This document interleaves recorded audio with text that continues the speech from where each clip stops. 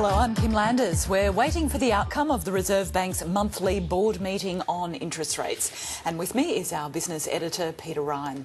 Peter, what's the decision this month? The cash rate, Kim, in a bit of a surprise, has been cut by 25 basis points to 2.75%.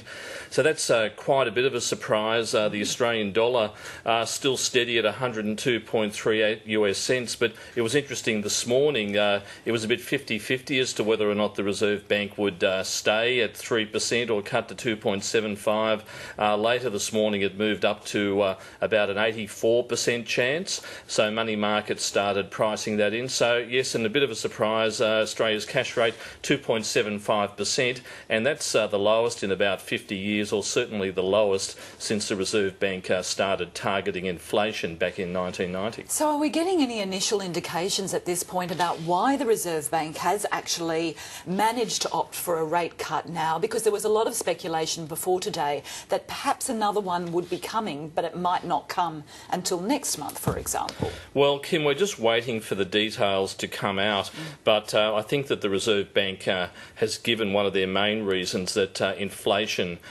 is quite soft, and indeed the last official inflation reading put headline inflation at 2.5%, right in the middle of the 2 to 3% band. They've noted here that the inflation outlook would afford scope to ease further, should that be necessary to support demand. So that in the final paragraph of a Glenn Stevens statement that goes with this decision has shown that today's cut to 2.75% might not be the last, and so they'll be keeping an eye, of course, on inflation. They've used those words, affording scope to ease further, as the key ones that we've noted, and so it is possible that perhaps in the months to come that the cash rate might fall to 2.5%. And certainly as economists this afternoon go through this statement and try to find out, analyse the bank's reasoning, some of the other key indicators that are always looked at closely are the bank's statements about things like unemployment, for example, and we've seen unemployment ticking up slightly. Yes, but the unemployment is the big one, and last month's reading moving up to 5.6%, pretty much in line with budget and Treasury forecasts, but that was in the wrong direction, and the Reserve Bank had noted that along with soft inflation that rising unemployment would provide that scope, and that's what they've had. And of course the Reserve Bank has been saying for some time on the inflation front that it has remained soft. Inflation hawks on the sidelines have been saying that the Reserve Bank might actually have the need to start moving rates up if inflation started posing a threat, but we have had other continually soft indicators. Retail sales came out yesterday. They went negative. That they're volatile, but that was a strong indicator that the economy is not as strong as it could be. So with the official cash rate now 2.75%, and as you say, that's at its lowest level in 50 years, always when there's a movement in interest rates, we watch closely to see what some of the major banks do and whether they will pass on this rate cut in full. What are your suspicions about whether we will see a full passing on of this cut? Well, given that we're in a very hot political atmosphere with the election coming up, but also last week we saw that Westpac and the ANZ banks posted half-year profits in excess of $3 billion. The pressure will be on the banks to pass some of those profits back to borrowers, although the banks do say that while the cost of sourcing money from overseas markets has started to fall, they're still having to pay a lot more to fund the competition war for deposits.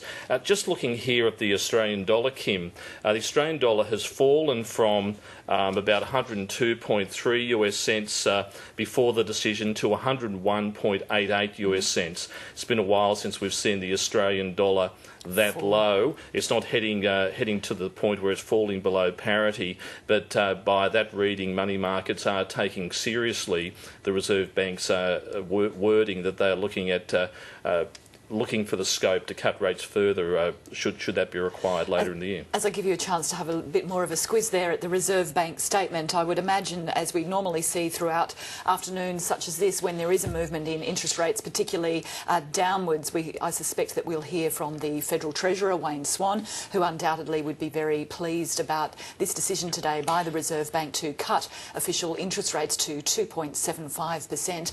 And with me is our business editor, Peter Ryan, and as Peter has been pointing out, official interest rates now at their lowest level in 50 years. We're a week out from the federal budget. We're in a federal election year. Peter, I would imagine that this is one piece of tiny good news for the federal government at this stage. Well, I think it's perhaps good news, and of course the Treasurer Wayne Swan will probably be walking up to the podium anytime soon to claim credit for the rates moving lower. But on the budget front, the Reserve Bank has noted that while growth in Australia was close to trend in 2012 overall, it was, quote, a bit below trend in the second half of the year, and that appears to have continued into 2013. The RBA's statement has also noted that the peak in the investment cycle of the resources boom is likely to occur later this year, which also raises concerns about the continuing demand for commodities from China and India in particular. So sounding a note about where the Australian economy is heading, and of course that really resounds what we've been hearing earlier today about the strength of the Australian economy and what we might see in the budget next week. It echoes the government's warnings, and indeed they've been drip-feeding this bad news about falling government revenues. If interest rates are now at 2.75%, I guess many people would start to, wonder how low are they actually going to go? Well, they've certainly flagged that there is a potential scope to move lower. If you look at an interest rate in Australia, or the cash rate in Australia of 2.75%, of course you have to keep in mind that Australia's Reserve Bank has had the capacity to cut interest rates, because after the peak of the global financial crisis, the Reserve Bank started moving rates high, giving them the capacity to actually cut.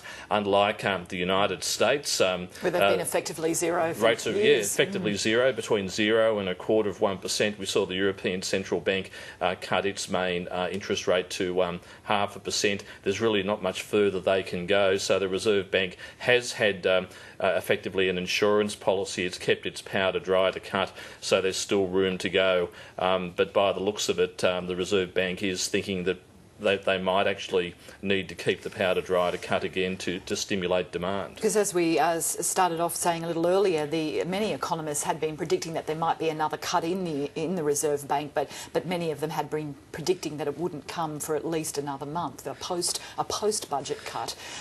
So you still get the sense that many of them would be expecting yet another cut later this year. That's right, and I think, as we were saying just before we went on air and waiting for this decision to be made, there was an argument that the Reserve Bank might decide it would be best to perhaps wait until after the federal budget next week to see exactly what's in there before they moved. I think this is quite a preemptive move to get ahead of that, and also in the political sense, to get any rate cuts out of the way before the election campaign gets underway.